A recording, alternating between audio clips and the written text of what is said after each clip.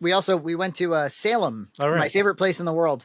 They've got this gigantic comic book store there, and then a littler comic book store that we featured on a Junt's Cart a long time ago. They've got Game Zone, which is it really probably one of the best retro games. It's really, really small, but their selection is excellent. The decor is excellent. It was featured in that Not For Resale documentary. Yeah, and I bought Lolo from Game Zone. Oh yeah, featured prominently in EJ's top 10 NES video. Yeah, I wouldn't have bought it otherwise. So at this point, I think I'm not going to go as far as to buy like Final Fantasy, but but Kirby's Adventure I got. Yeah. So anyway, it's not quite October, so they've only started to have some cosplayers out in the streets. For those who don't know, so obviously we're talking about Salem, Massachusetts, the home of, the Salem witch trials, and for which the upcoming tomorrow, Hocus Pocus 2 was partially shot, and it was shot also in Newport. We actually walked by the we were out in Newport one day. We walked by the production. They had dressed up Newport as Salem. They're only about an hour away. Somebody must have thought that Newport, Rhode Island was a better place to shoot for. Maybe taxes in Rhode Island or something. Oh yeah. But anyway, she encounters this kind of like winged, sort of demonic woman, and Gloria was kind of like, it gave her pause, and the woman starts talking to her. I have it all on video. It's going to make its way into some Halloween content, I think. And the woman's doing some magic trick with her or whatever, trying to lure her in. And Gloria finally goes, "I don't want to sound rude, but you kind of look like the devil." and the woman goes, "Well, I'm Satan's bride." And Gloria was like, "Fuck that." She talked about it for the rest of the trip. She's like, "Why would you marry Satan?" And then she started to be like, how come God doesn't have a wife? We got to hook him up with like an angel. And she's like going on about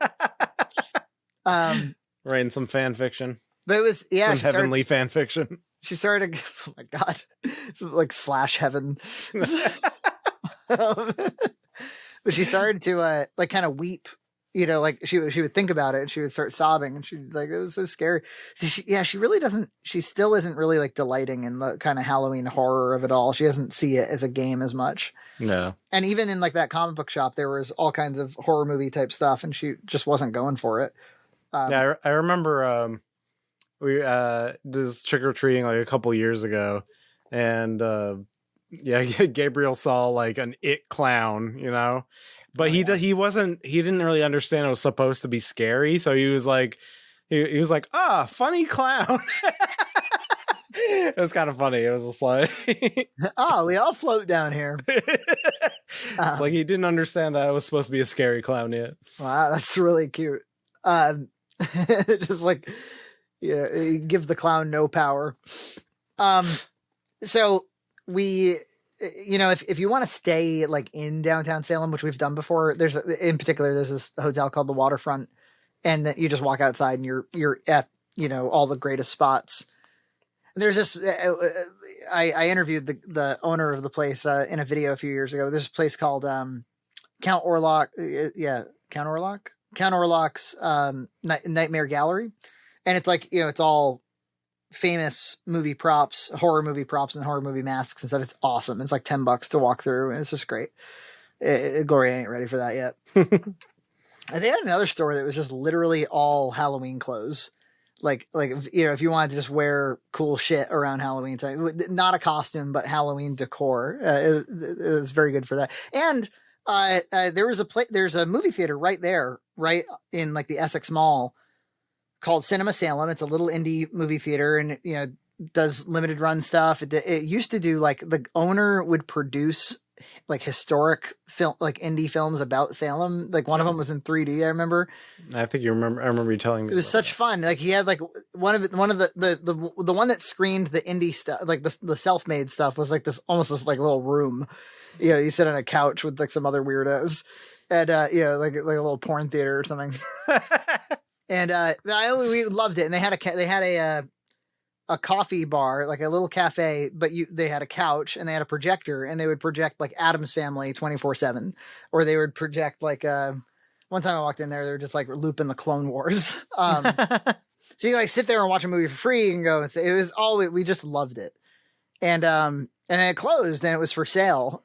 And I'll tell you, for half a minute, I was like, could I buy Cinema Salem? Is that in my cards at all for my life? Was this where the next stage of Frankie? Yeah. But, we do all our content there. Yeah. I mean, it could be amazing. But then, COVID happened anyway. But then we went and we didn't partake, but Cinema Salem is back open. I don't think it's the same owners. I think somebody else bought it. So that was really exciting. Your chance, Frankie. You missed your chance. I'm just glad it still exists. It would be a real shame if like this, this horror culture town didn't have a freaking movie theater. Yeah. Yeah, definitely. And the Addams Family cosplayers were there as well. That was good. So we couldn't stay in the waterfront. So we went to, a Holiday Inn for $300 for the night. 2 beds, whatever, it's all good. It has a pool. Like one of the things we enjoy, it's rare that we get to like spend a week anywhere. Mm-hmm. So we try to do these 2-3 day weekends sometimes, stay in a dumpy hotel and go to the pool, go to the hot tub. Gloria loves that. Like that's like a highlight, is to swim around for an hour. And she's getting better at swimming. So it's all the better. And so we go to bed. I fall asleep. Nina's in the bed with Gloria. I'm in my own bed. And somewhere in the recesses of my dreams, I'm hearing people screaming at the top of their lungs, swearing at one another, and doing hard drugs. Somewhere just in the back of my mind, this is all happening. Like, Bram, you fucking piece of shit! Just complete chaos. And I'm like, this is a weird dream. And I wake up enough to notice that Nina is like sitting at the edge of the bed on the phone. And I'm like, what's going on? And then I start to realize like something's actually happening here. And she's like, something's going on in the other room. And I'm like too disoriented to realize. She's like, it's in 222. We're in 224. And I was like, oh, I'll go out there and tell him to shut up. And she was like, I wouldn't go out. She's can you just like shut up? Can you like shut up? That would have been great. See, cool. They think it's cool what those people are going through. Check it out, Beavis. Oh yeah. I heard about this. I like when Beavis has like, he's just a little revelatory. Oh yeah, he gets wise to it. I'll be damned. Those are the hardest drugs I've ever seen been done. So have you ever been in a Holiday Inn where there actually is a door that like it's meant to be that you order both rooms, Yeah. So they're like slamming into the door that's right there. I got a 5-year-old sleeping. And it's not clear that we're only talking about 2 women, but in the fullness of time, we realized it was only 2 women. And we believed that what was going on was, and again, you have to understand, like with that kind of racket, with that kind of craziness, you like, it could be like a group. I don't know. We thought that there was like, I didn't know if there were men. It was an exorcism. I don't know what an exorcism in Salem. Salem. The devil is pounding on your door. Yeah, Satan's bride. Satan's bride. It sounded like Satan's fucking bride. Coming to get Gloria finally. Yeah, it's like I knew it. On the way from the parking lot to the lobby when we checked in, we crossed over a syringe in the there was a syringe in the middle of the parking lot, and I'm like, because you're starting to get into an area of Massachusetts. It's kind of like an opioid epidemic. So we ring the front desk off the hook, EJ, for an hour and a half while this is going on. And the whole room stinks like cigarette smoke. Like our whole room filled with cigarette smoke. Oh. Just and nasty cigarette smoke. That sucks. I remember like accidentally getting a smoking room instead of a non-smoking room. And I didn't even realize that those still existed. I didn't either. And so like, yeah, I remember even just staying there, all of our stuff reeked of smoke afterwards. Yeah, and I don't like that either, but Nina really doesn't like that. Yeah. Like, we did a no views this past weekend. We had a little campfire, and that's just like, it's almost a liability where I'm like, I'd almost rather like not bring Nina to a place that has like a campfire. Cause as soon as we get home, like all clothes have to come off, shower, she just can't stand like, yeah, it's not just nicotine. It's like the smoke itself. But so I start trying to call. I can't get anybody. I just can't get anybody at the front desk. Cause like if it was a dangerous situation for us, which I'm not convinced it wasn't, we didn't have much. You don't know. You wouldn't have known at the time with that much racket. Right. It was definitely clear that they were going in and out in the hallway. So they were like walking in. Oh yeah. So you don't know if they have weapons. You don't know anything. No. Right. But what we figured out was, or what we assume is that,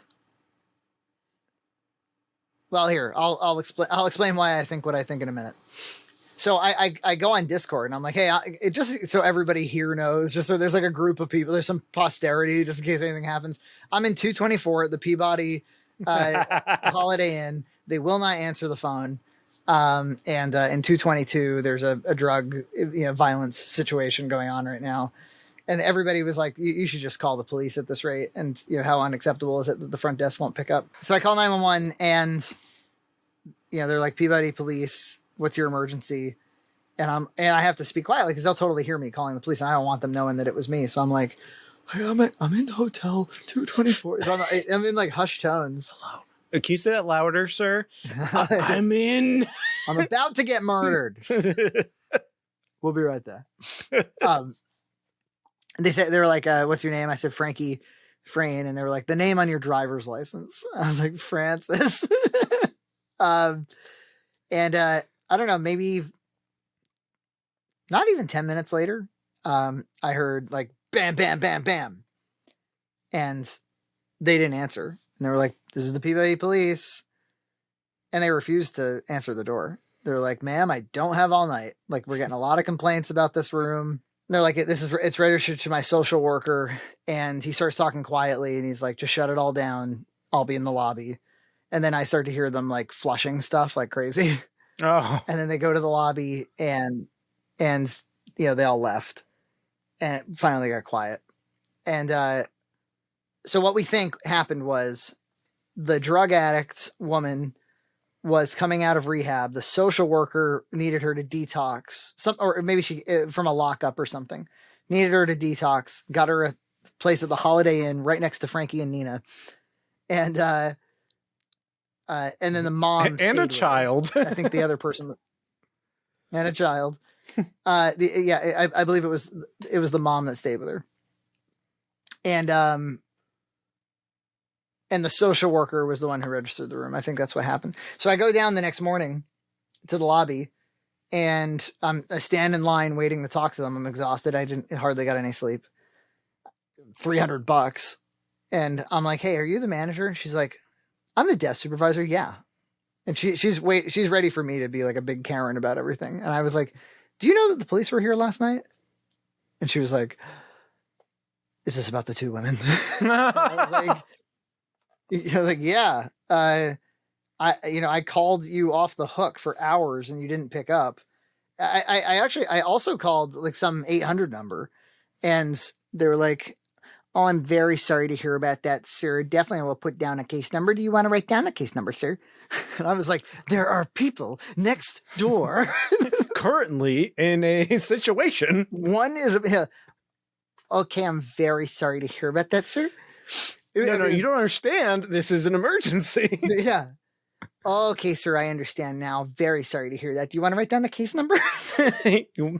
She immediately, she turned white when she realized like, oh, nobody was picking up. She was like, we'll definitely talk about that. And I'm going to go ahead and refund you the whole amount right now. That's awesome. And the whole thing was like, at least that was that. Yeah. So that's my, oh, and then I get home, drive home from Salem. It's about 2 hours. And then we got to run out and get, and shop for food. And I'm halfway to the supermarket and I hear a big, like, bam, like from underneath my car. And I'm like, oh, did I hit something? Did I hit like a human body or something? And it turns out my oil pan cracked. It heated up, expanded, blew out, oil dumps out. I'm not realizing it. The red oil thing starts flashing. I'm like, shit, like turn around, stop the car or whatever. Engine light comes on, engine starts smoking. We're all broken down on the side of the road. And AAA was there quick, man. And I was able to get it towed to Kia. So yeah, the engine is toast. And wow, really? Yep. And but they think that so it's got like 100,000 miles on it, and I bought it 4 years ago. But they think that extended warranty will cover it, and that tells me that that oil pan thing is probably some kind of known defect. But it's now been 2 weeks with no car and no answer about the warranty. Like they're like, well, there's like 9 people and like 1,000 stores, so we just gotta wait forever. I'm like, what is this, Italy? Yeah, that's yeah. Wow, that's crazy, man. Yeah. Well said. Subscribe to Red Cow Entertainment on Patreon for full episodes every other week.